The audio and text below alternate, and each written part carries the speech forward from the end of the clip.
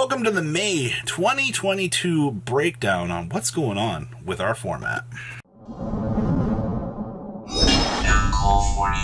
I'm back. 30% of you guys have not smashed the living crap out of that subscribe button. Smash it so we can climb up the 100K ladder. Tier list for May 2022 here. This is pre-Dimension Force here, and once Dimension Force rolls out here, we will scrape the barrel a little bit more and have another discussion here. ABC to start things off. I gotta put this in the rogue here. Once Thorions come out, yes, this will have more potential. Trust me on that. Invoked. Now, what has Invoked really gained and what have they lost at this point in time? This deck still has Winda, still has all the same shenanigans it's had, but is it still a tier 1 competitor? I would argue that this deck can still top 16 at regional very easily. The thing is, it's not 1.5, it just runs the line at what I would say a good tier 2 deck is. So I'm going to put it back here in tier 2 as probably the gatekeeper deck for this, because like this is where the line really is in the sand. Are you better than Invoked in terms of rogue, yes or no? And that will determine your skill tree for the rest of the format. Burning Abyss, this goes in rogue.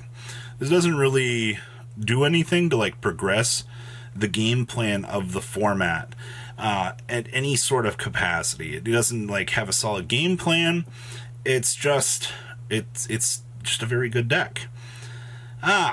Branded. We'll come back to this. We'll talk about that in a little bit. Praying Kids.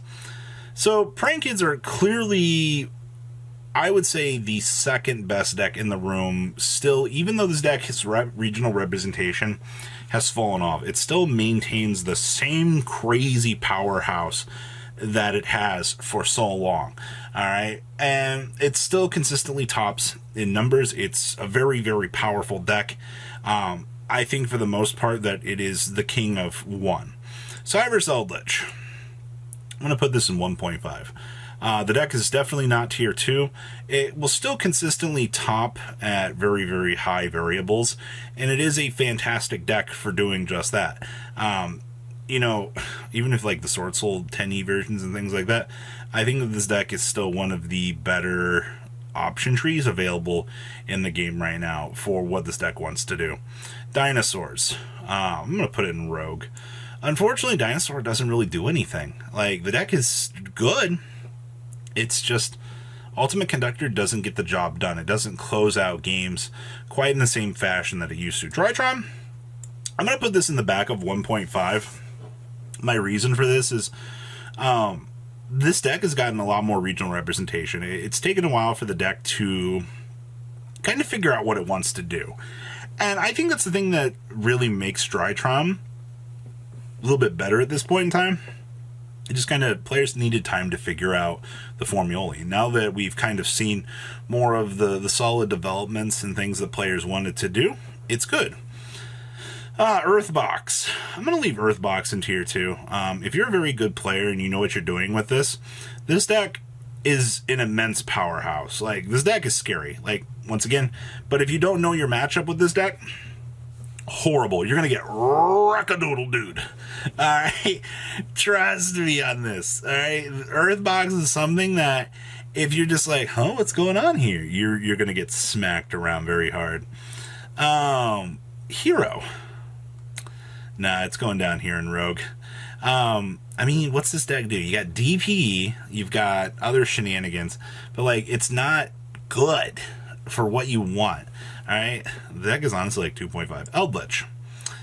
Now, don't be fooled with Cyber's Eldritch. The thing that makes this version really scary right now is you can play the branded package in it. You're like, well, Rob, isn't just a branded deck? Yeah, kind of, sort of.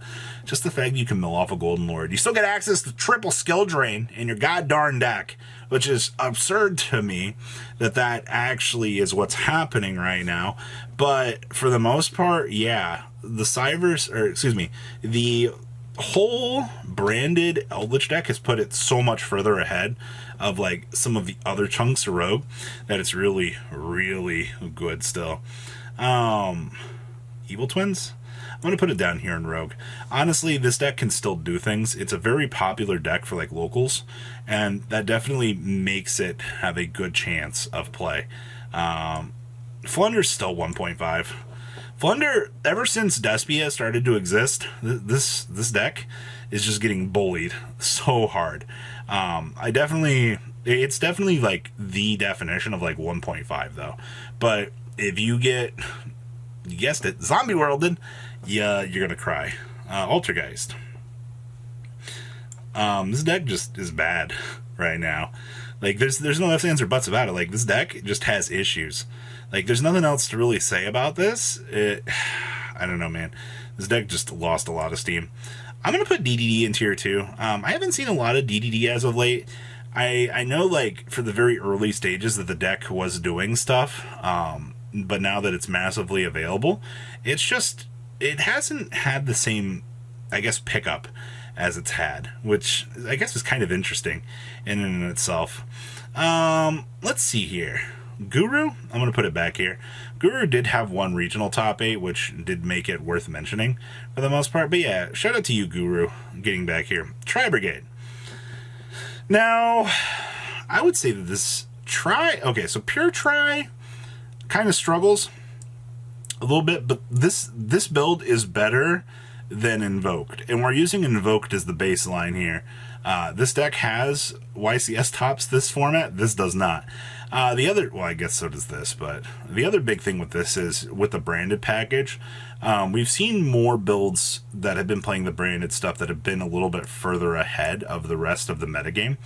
And I think that's honestly like one of your big comparison points here for this is because of this getting to play the branded stuff, it's definitely doing a little bit better. Is this just Code Talker shenanigans? I'm assuming this represents Code Talker stuff. I'm going to put this in here. I know that's the Mathmat guy, but honestly, now the Heat Soul and stuff is out, this definitely got a lot better. Plunder had a lot of cool stuff going for it very early on this format. Holy crap. This deck was awesome to watch do its thing. Alright? But the thing is, it's kind of fallen off the face of the planet, and that's not a bad thing. Tenyi. I assume that this represents based to some capacity. I'm honestly still going to leave this in 1. I'm seeing this deck is turning over so many faces right now that it's ridiculous. Honestly, based in and in itself, like in terms of a concept, it's just such a crazy powerhouse deck that's ridiculous. Phantom Knights. Yeah, Phantom Knights are still better than Tri in my opinion. This deck still loses to itself as much as it wins. That's your great, like, issue here. Salad. This deck now officially has, 3 regional tops this season, which puts it ahead of some of the other roguish decks. I would say this is like 2.5. It's definitely getting stuff done, though. Oh, boy. Hello, Challenger. Swordsoul. So, I did, in fact, say that I think that Prank is the second best deck in the room. But here's an interesting thing. Swordsoul is honestly challenging this really, really well right now on a regional level. This deck has been tearing through Despia. And that doesn't mean it's going to win every Despia matchup, but it's definitely way more equipped now to handle the Despia matchup. And that's a very good thing. Like, Swordsoul has adapted very, very well to handle the current situation. It's doing fantastic. Dragon Link? Yeah, this deck, it's struggling right now. It's still better than this. Like, this is where our cutoff is. This is like the rear end of this. Sky Striker DPE stuff, I'm still going to put this in 1.5. Honestly, this is still one of the better decks in the room for what it wants to do. VW. Maybe I was wrong. VW also kind of is sitting in 1.5 right now. The based engine that this deck can still play is very good, but it's still ahead of this. You're like in 1.75 territory right here with these, which is the thing. Branded. So I'm going to say that Branded is tier 1, and I would say that it's the best deck in the room. Well, Robbie, there are other decks that are better than Branded. Yeah, there probably are, but looking at sheer representation right now, understanding how the format is going, and seeing just how many players are playing this deck, yeah, it by far has become the best deck in terms of things. But it is definitely leading the charge on tier 1 for sure, ladies and gentlemen. So that is my May 2022 ban list. What do you guys think? Please leave a comment about what you guys think. Sure, you guys smash the crap out of that subscribe button. So you guys know me some more else content. I'll see your beautiful faces back here later in the day, guys. Peace out. Patrons, thank you.